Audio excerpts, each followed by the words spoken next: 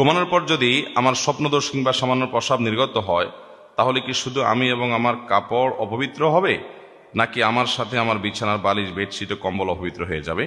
দেখুন, যদি কোনো কারণে স্বপ্নদোষ হয় কিংবা গোসল ফরজ হয় কিংবা কোনো পেশাব সামান্য নির্গত হয় বা যতটুকুই হয় নির্গত হয়, তাহলে যেই জায়গায় লাগবে সেই জায়গাটা নাপাক হবে। সেটা আপনার কাপড়ে লাগলে কাপড়ের যে জায়গা লাগবে সেই জায়গাটা ধুয়ে ফেললে, পরিষ্কার করে ফেললে, পাক করে ফেললে আপনার পুরো পোশাক পাক হয়ে যাবে। আপনার স্বপ্নদোষ হলে অথবা গোসল ফরজ হলে আপনার পুরো বিছানার চাদর পুরোটাই নাপাক হয়ে যাবে, এমনটা জরুরি। বিছানার চাদর যদি না লাগে কোনো নাপাক, তাহলে ওটা নাপাকই হবে না।